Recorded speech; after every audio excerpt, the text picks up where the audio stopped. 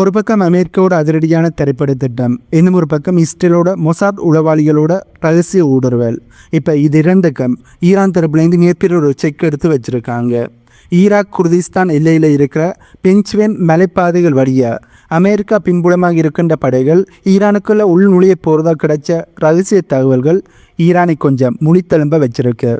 வான்வழியாக attack பண்ணினா மிசைல்கள் இருக்குது, ஆனால் தரைவழியாக வந்தால் என்ன செய்கிறதுன்ற இந்த கேள்வி ஈரானுக்கு மிக பெருசாக ஏற்கனவே எழும்பியிருந்தது. இதனால் தான் ஈரான் அமெரிக்காவோட ரகசியமான தரைவழியான படியெடுப்பை தடுத்து நிறுத்துறதுக்காண்டி இந்த எல்லையில் மிகப்பெரிய கான்கிரீட் சுவர்களை அமைக்க ஆரம்பிச்சிருக்காங்க. இதனை 2 வருடங்களுக்கு முன்னமே ஈரான் அமைக்க ஆரம்பித்துட்டார்கள். இப்போதும் இந்த வேலை இடம்பெற்று கொண்டு தான் இருக்குது. இப்போ ஈரான் இவ்வளோ பதட்டமாக இருக்கிறதுக்கான காரணம் என்ன? இப்போ இந்த கான்கிரீட் சுவர்களை அமைக்கிறதால அமெரிக்கா அடுத்ததாக இப்படியான மூக்களை பண்ண போகிறார்கள். இதனைத்தான் தான் இந்த வீடியோவில் நாங்கள் தெளிவாக பார்க்க போகிறோம்.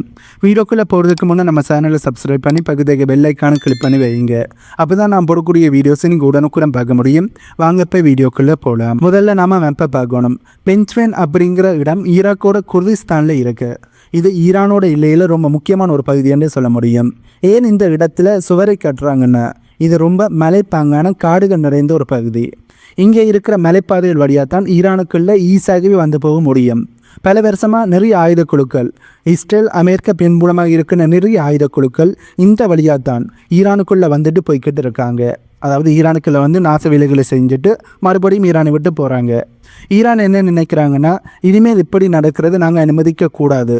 அதனால தான் இந்த கரடு முரடான பாதைகளை அடிக்கிறதுக்காண்டி இந்த மிகப்பெரிய சுவரை ஈரான் தரப்புலேருந்து கட்ட ஆரம்பித்தாங்க. இதுவரும் சீமேந்து சுவர் என்று மட்டும் நினைக்காதீங்க.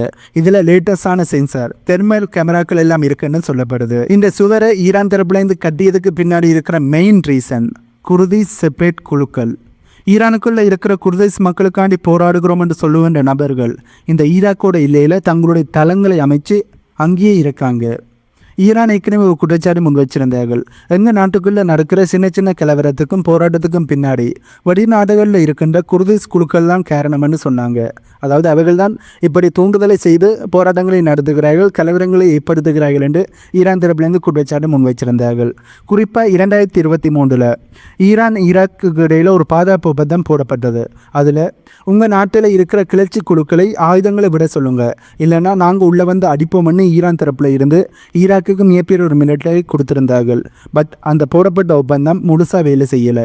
இதனால தான் ஈரான் இனி ஈராக்கை நம்பி பிரயோசனம் இல்லை, நாங்களே களத்தில் இறங்குவதுதான் நல்லது என்று சொல்லி இந்த மிகப்பெரிய சுவர்களை அமைக்க ஆரம்பிச்சிருந்தார்கள். இந்த சுவர்களை அமைப்பதன் மூலம் தங்களோட போர்டரில் இருக்கின்ற இந்த குழுக்கள் ஈரானுக்குள்ளே வருவதை ஈரானால் தடுக்க முடியும் என்று ஈரான் நம்பினார்கள். அதனால தான் இந்த சுவர்களையும் அமைக்க ஆரம்பிச்சிருந்தாங்க. ஈரானின் இவ்வளவு அவசரமாக இவ்வளவு கோடிக்கணக்கான ரூபாய் செலவு பண்ணி இந்த சுவரை கட்டுறாங்கன்னு கேள்வி எழும்பும். இதற்கு பின்னாடி வரும் குர்திஸ் கிளர்ச்சியாளர்கள் மட்டும்தான் காரணமாக என்று பார்த்தா அவர்கள் மட்டுமில்லை, அவர்களுக்கும் பின்னாடி இருக்கிற அமெரிக்கா மற்றும் இஸ்ரேல் தான் முக்கியமான காரணம். ஈரானை பொறுத்த வரைக்கும் அவங்களுடைய நாட்டை சுற்றி இருக்கிற அண்டை நாடுகளில் அமெரிக்காவோட தடம் இருக்கக்கூடாதுன்னு ஈரான் நினைக்கிறாங்க. ஏனென்றால் அமெரிக்கா ஈரானில் ஒரு பப்பட் அரசாங்கத்தை கொண்டு வரணும், ஈரானில் ஆட்சி மாற்றத்தை கொண்டு வரணும், ஈரானை தன்னுடைய அடிமையாக மாற்றணும், ஈரானில் இருக்கின்ற வளங்களை சுரண்டணும் என்று தொடர்ந்து நினைச்சு கொண்டிருக்காங்க. அதுக்கான நடவடிக்கையில் ஈடுபடுகிறார்கள்.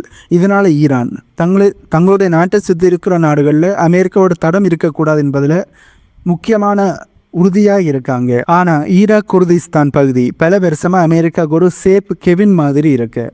அங்கே அமெரிக்க இராணுவ தளங்கள் இருக்குது, அவங்களோட உளவு அமைப்புகளோட நடமாட்டம் இருக்குன்னு ஈரான் தொடர்ந்து குற்றச்சாட்டு முன்வைக்கிறார்கள். அந்தளவுக்கு அந்த பகுதி ஈரானுக்கு மிகப்பெரிய ஒரு டேஞ்சரான பகுதியாக பார்க்கப்படுது. இன்னும் ஒரு முக்கியமான விஷயம் இஸ்ரேல். ஈரானோட பரம எதிரி இஸ்ரேல் என்பது எல்லாருக்குமே தெரியும். கடந்த சில வருடங்களாக ஈரானுக்குள்ளே பூந்து அங்கே இருக்கிற அணுசக்தி விஞ்ஞானிகளை கொள்வது, இராணுவ ரகசியங்களை திருடி கொண்டு போகிறது, அங்கே இருக்கிற இராணுவ அதிகாரிகளை கொள்வது, முக்கியமான தலைவர்களை கொள்வது என்று நிறைய வேலைகளில் இஸ்ரேல் ஈடுபட்டிருக்காங்க. இதுக்கெல்லாம் இந்த ஈராக்கில் இருக்கின்ற குர்திஸ்தான் தான் ஒரு இல்லையா ஒரு கேட்வேவாக இருக்கு என்பது, கேட்வேவாக அமெரிக்காவும் இஸ்ரேலும் பயன்படுத்துகிறாங்க என்பதை ஈரான் நம்புகிறாங்க. இந்த மலைப்பாதைகள் வழியாக தான் மொசாத் ஏஜென்ட்டுகளும் அமெரிக்காவோட உளவாளிகளும் உள்ளே வராங்க, இங்கே இருந்து தான் ட்ரோன்களை ஏவுறாங்க என்று ஈரானோட உளவுத்துறையும் சொல்கிறாங்க. இதனால தான் இந்த கான்கிரீட் சுவரையே ஈரான் கட்ட ஆரம்பிச்சிருக்கிறார்கள். இது வெறும் ஆரம்பம் மட்டும்தான். மொத்த எல்லையும் இப்படி கான்கிரீட் கோட்டையாக மாற்றி இஸ்ரேலோட ஊடுருவலை முடக்கிறது தான் ஈரானோட மெகா பிளானாக இருக்குது. இதில் ஈரானுக்கு சக்ஸஸ் வரமா இல்லையா என்பதை நாங்கள் வெயிட் பண்ணி தான் பார்க்கணும். பட் ஈரானோட எல்லையில் இருந்து தான் ஈரானுக்கு ஆபத்து உள்ள வருது என்பது ஈரானுக்கு தெளிவாக தெரியுது. இதனால தான் இஸ்ரேல் மற்றும் அமெரிக்காவோட உளவாளிகளை ஊடுருவலை தடுக்கணும் என்றதுக்காண்டி ஈரான் இப்படியான நடவடிக்கைகள் ஈடுபடுறார்கள். கண்டிப்பாக ஈரான் இதை செஞ்சுதான் ஆகணும். ஏனென்றால் தங்களோட எல்லையை பாதுகாத்தான் ஈரானுக்குள்ளே நடக்கின்ற நிறைய சம்பவங்களை ஈரானால் தடுத்து நிறுத்த முடியும். சரி, இப்போ இருக்கிற நவீன காலத்தில் மிசைல்கள் இருக்குது, ட்ரோன்கள் இருக்குது, அப்புறம் என்னதுக்கு சுவர் அப்படின்னு நீங்கள் கேட்கலாம். இங்கே தான் ஈரானோட முக்கியமான ராஜதந்திரமும் இருக்குது. அமெரிக்கா ஒருவேளை ஈரான் மேலே நேரடியான தாக்குதல் நடத்த முடிவு பண்ணினா, ஒரு போரை ஆரம்பித்தா அவங்க முதல்ல பண்ணுறது, அதாவது தரைவழியான படியெடுப்பைத்தான் ஈரானுக்குள்ளே அவர்கள் செய்வார்கள். ஈரானுக்கு எதிரான போரை ஆரம்பிக்கிறதாண்ட தரைவழியான படியெடுப்பம் இருக்கும். அந்த படியெடுப்பு இந்த எல்லை வழியாக நடக்கக்கூடிய, ஈராக்கோட எல்லை வழியாக நடக்கக்கூடிய வாய்ப்புகள் ரொம்பவே அதிகம். வான்வழியான தாக்குதல்களை மிசைல்கள் மூலம் தடுக்கலாம். ஆனால் ஆயிரக்கணக்கான அமெரிக்காவோட வீரர்கள் தரைவழிய எல்லையை தாண்டி ஈரானுக்குள்ளே வந்தால் அதனை தடுக்கிறது அவ்வளோ ஈஸியில், ரொம்பவே கஷ்டமாக இருக்கும். அந்த தரைப்படை ஊடுருவலை தாமதப்படுத்தவோ அல்லது தடுக்கவோ தான் இந்த 10 அடி உயர சுவரையே இப்போ ஈரான் மிகப்பெரிய ஒரு முட்டுக்கட்டையாக அமைக்க ஆரம்பிச்சிருக்காங்க. டேங்கியல் வர்ற பாதையை மறிக்கிறது, வீரர்களை ஒரு குறிப்பிட்ட இடத்துக்கு வர விடாமல் தடுக்கிறது தான் இதோட முக்கியமான நோக்கம். சுருக்கமாக சொல்லப்போனால் ஈரான் இந்த சுவரை தங்களுக்கான ஒரு கேடியமாக, அதாவது சீல்டாக பயன்படுத்துகிறாங்க, பார்க்குறாங்க. அதன் மூலம் அமெரிக்காவுக்கும் இஸ்ரேலுக்கும் ஒரு மெசேஜையும் சொல்கிறாங்க. அதாவது உங்கள் ஆளுங்க இனிமேல் ஈஸியாக இந்த நாட்டுக்கு ஈரானுக்குள்ளே வர முடியாது என்பதையும் ஒரு மெசேஜாக இந்த 2 நாடுகளுக்கும் ஈரான் சொல்கிறார்கள். அதே சமயம் தங்களை சுற்றி இருக்கிற நாடுகளுக்கும் ஒரு மெசேஜை, ஒரு சிக்னலையும் ஈரான் கொடுக்குறார்கள். அதாவது ஈரானோட பாதுகாப்பை மற்றவர்களோட கையில் கொடுப்பதுக்கு நாங்கள் தயாராக இல்லை, எங்களுடைய பாதுகாப்பு விஷயத்தை நாங்கள் தான் பார்ப்போம் என்பதை ஒரு சிக்னலாக இப்போ ஈராக்குக்கும் ஈரானை சுற்றி இருக்கிற நாடுகளுக்கும் ஈரான் கொடுக்குறார்கள் என்பது தான் உண்மை. சரி, இந்த சுவர் கட்டுறதால பிரச்சனை முடிஞ்சிருமா என்று பார்த்தா கண்டிப்பாக இல்லை. ஏனென்றால் உலகத்தில் எங்கெல்லாம் சுவர் கட்டுறாங்களோ அங்கெல்லாம் அரசியல் பிரச்சனை தான் வருது. துருக்கியும் இப்படி தான் சுவரை கட்டினாங்க. ஆனால் மக்கள் என்ன சொன்னாங்கன்னா, நீங்கள் சுவர் கட்டினா மக்கள் நடமாட்டம் பாதிக்கப்படுது, வியாபாரம் பாதிக்கப்படுதுன்னு சொன்னாங்க.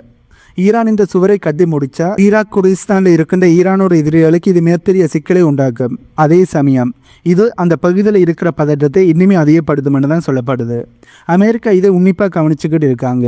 ஏனென்றால் இதுக்கு அடுத்ததாக ஈரான் வேறு என்ன நடவடிக்கையில் ஈடுபடுவாங்க என்பதை யாராலையும் கணிக்க முடியலை. ஏன்னா இப்படி சுவரை கட்டும்போது ஈரானுக்கு உள்ள வரவர்களை ஈரான் தடுக்கிறார்கள்.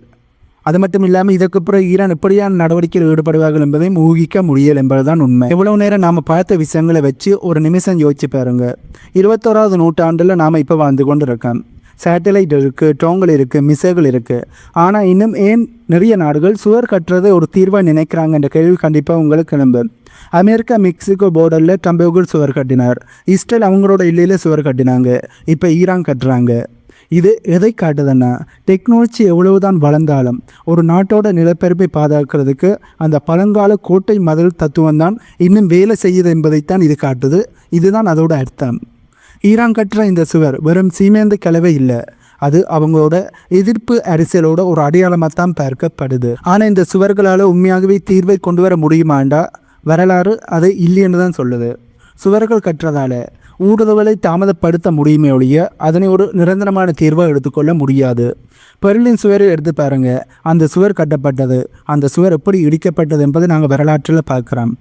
ஈரான் இந்த சுவரை எழுப்புறது மூலமாக வெளியில் இருந்து வர்ற எதிரிகளை தடுக்கலாம்னு நினைக்கிறாங்க. ஆனால் அந்த பகுதியில் வாழ்கிற சாதாரணமான மக்களோட வாழ்வாதாரம் பாதிக்கப்படும், அவர்களோட கலாச்சார பிணைப்பு இதனால் பாதிக்கப்படும். இது ஈரானுக்கே பேக்ஃபயராக மாறக்கூடிய வாய்ப்புகளும் இருக்குது. இது மக்களை ஈரானுக்கு எதிராக திசை திருப்பக்கூடிய, இல்லைல்ல இருக்கிற மக்களை ஈரானுக்கு எதிரான ஒரு மனநிலை எடுக்க வைக்கக்கூடிய வாய்ப்புகள் இருக்குது. இது ஈரானுக்கு இன்னும் சிக்கலை ஏற்படுத்தக்கூடிய வாய்ப்புகளும் இருக்குது.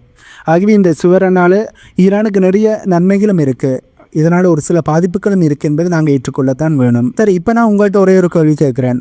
அமெரிக்கா மாதிரியான ஒரு வல்லரசு நாடு, மிகப்பெரிய இராணுவத்தை வைத்திருக்கின்ற நாடு, தரைப்படை மூலமாக ஈரானுக்குள்ளே நுழைய நினைச்சா இந்த சுவர் அவங்களை நிஜமாகவே தடுத்து நிறுத்துமா? இல்லை இது ஈரானோட ஒரு உளவியல் சைக்காலஜிக்கல் வார்பேராக நீங்கள் நினைக்கிறீங்களா? உங்களுடைய கருத்துக்களை கீழே கொமெண்ட்டில் சொல்லுங்கள். ஆனால் இந்த சுவர் கட்டுறதால முழுமையாக இராணுவத்தையோ மிலிட்டன்ஸ் குரூப்பையோ தடுத்து நிறுத்த முடியாது என்பதுதான் உண்மை. பட் அவர்களை காலதாமதம் செய்ய வைக்க முடியும். ஆகவே இந்த வீடியோவில் நான் சொன்ன தகவல்கள் உங்களுக்கு புதிதாக இருந்திருக்குமென்னு நம்புகிறேன். இந்த வீடியோவில் நான் சொன்ன தகவல்கள் உங்களுக்கு புதிதாக இருந்தால் இந்த வீடியோக்கு லைக் பண்ணி நம்ம சேனலை சப்ஸ்கிரைப் பண்ணி பக்கத்துக்கு பெல் ஐக்கானை கிளிக் பண்ணி வையுங்க.